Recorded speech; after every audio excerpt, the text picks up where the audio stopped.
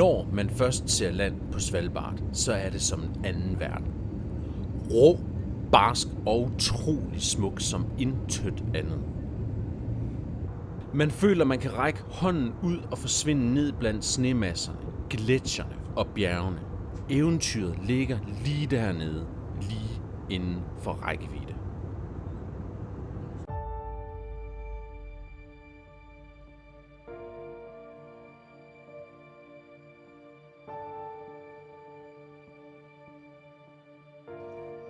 Planlægningen af Svalbard og Nordenskjoldsekspeditionen 2023 begyndte i maj 2022, cirka 12 måneder før afgang. I det øjeblik, jeg nævnte Svalbard for min ven Bjørn, blev han helt elektrisk. Og vi spurgte vores fælles ven Uffe, om han ville med. Han var ikke sent til at svare ja. For ham var det hans første tur på ski. Jeg tror, vi alle tre følte, at Svalbard var det helt rigtige. Ægte, rå natur, kuldegrader og en verden åben for eventyr, der mødte os i det sekund, vi steg ud af flyveren. Planen var at gå en rute på ca. 100 km på 8 dage og opleve så meget som muligt undervejs. Vi ville i hvert fald ned i en gletsjergrotte, vi ville køre hundeslæde, op på nogle bræer og ud i nogle kæmpe store dale.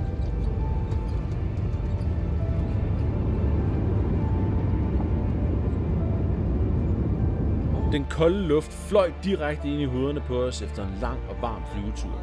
Vi er alle tre hunde efter kulde, så humøret fik en ekstra tand op, da vi steg ud af flyet. Ved ankomst til Longyearbyen havde vi nogle ting, vi skulle have styr på. Først et indkøb af diverse ting og sager i supermarkedet, men der må man ikke have riffel med ind. Heldigvis har Coop sit eget våbenskab. Lokal intel, altså opdateret information om området og forholdene på de gletsjere, vi gerne vil op på, var rigtig vigtige for os. Den fik vi i sportsbutikken, hvor man også kunne leje en pistol og et bjørnehegn. Bjørnehegnet kom op allerede på campground den første nat, for selv inde i byen er risikoen for isbjørne reel. Efter en nat på campground var det tid til afgang. For at starte turen med manerer tog vi en tur på hundeslæde op til Scott Turner-bræen for at kravle ind i nogle gletsjerhuler. Ved ankomst til kennelen begyndte et kor af hundehyl, og de dejlige små vapser var mere end glade for at se os. De virkede virkelig til, at de ikke havde andet i hovedet end at komme ud og trække nogle slæder.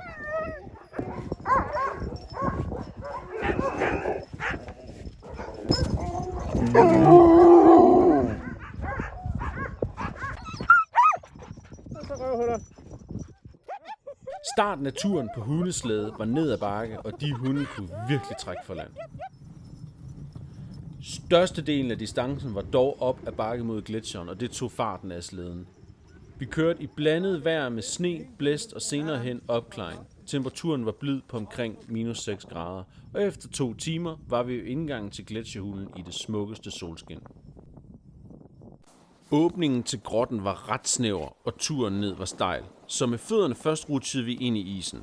Det var mildest talt ikke et sted for folk med klaustrofobi. Ved hjælp af reb og trapper udhugget i isen kom vi dybere og dybere ned, og hernede åbnede en fantastisk verden sig. Det hårde lys udenfor forsvandt, og de smukke blå nuancer kom frem de smalle steder, hvor lyset stadigvæk kunne trænge igennem isen. Vi havde en guide med til at fortælle os om isen og grotterne, mens vi gik dybere og dybere ind under bræen.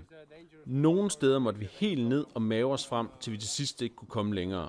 Vi gik samme vej tilbage. Hernede er det let at fare vild, men vi tænkte allerede alle tre på det samme, for hvor fedt vil det ikke være at overnatte under isen. Tilbage på overfladen spændte vi hundene for og kørte tilbage til kennelen, men vi havde en plan. For så oplagt en mulighed for eventyr kunne vi ikke lade løbe fra os. Vi måtte tilbage til grotterne og overnatte. Det ville tage os cirka 6 timer at nå derop med ski og pulke, så vi vidste, at det først ville blive dagen efter. Første mål var at komme lidt op i dalen og væk fra menneskerne. Vi fik hurtigt sat telt op og slået lejr. Vi var også allerede klar over, at vi blev liggende her noget tid, for vejrudsigten lod vind med stød af stormstyrke til sidst på næste eftermiddag.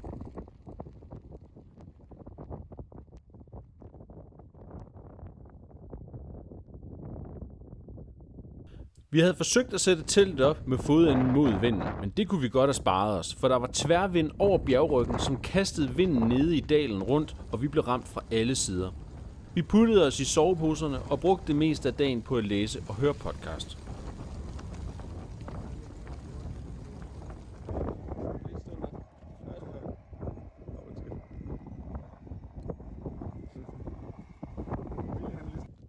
Ved 4-tiden om eftermiddagen, efter cirka 22 timer i teltet, havde vinden lagt sig så meget, at vi besluttede os for at rykke.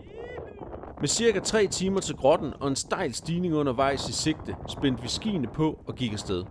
Det var en fantastisk følelse endelig at være ude og på farten igen. Da vi ankom til grotten, var klokken cirka 8 om aftenen, og vi var efterhånden godt sultne. Men vi kendte nu turen og vidste, at vi kun skulle cirka 50 meter ind i grotten, før vi kunne lave mad i det første af de store rum under isen. Hvor mange har prøvet det her? Ikke ret mange. I deres liv, hva'? Efter aftensmaden i en spisestue, som ingen anden, kravlede, gik og mavede vi os nogle 100 meter længere ind, til vi til sidst ikke kunne komme videre. Her fandt vi det perfekte soveværelse for natten i komplet mørke og stilhed. Vi havde nærmest glemt, hvor lyst det var udenfor efter cirka 9 timer i grotterne. Så da vi kravlede ud af bræen næste morgen, ramte den intense polarsol os hårdt. Natten havde også budt på komplet opklaring, og vi kunne nu nyde det smukkeste vejr.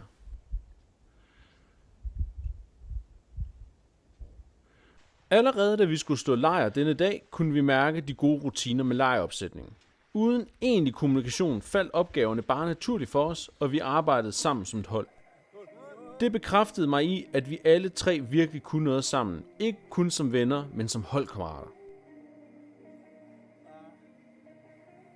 En del af en sund lejrrutine må også være en debriefing inden aftensmaden, om dagen der gik, og helst med en whisky til og gang i piberne. Det lidt spidsfindige ved Arktis er, at man ikke bemærker, at aften bliver til nat om sommeren, for der er midnatssol, så det kan være en smule svært at holde fast i aftenrutinerne. Jeg bliver tit spurgt om, hvad jeg egentlig går og tænker på i løbet af sådan en lang dag på ski. Når jeg ser ud på de enorme bjerge og de store horisonter, så tænker jeg tit på, hvor små vi er og hvor lidt vi betyder i verden. For mig der betyder det faktisk, at vi er frie til at gøre, hvad vi vil, for verden drejer sig ikke om vores små navler. Det eneste, der virkelig betyder noget, er, at vi selv er glade og tilfredse.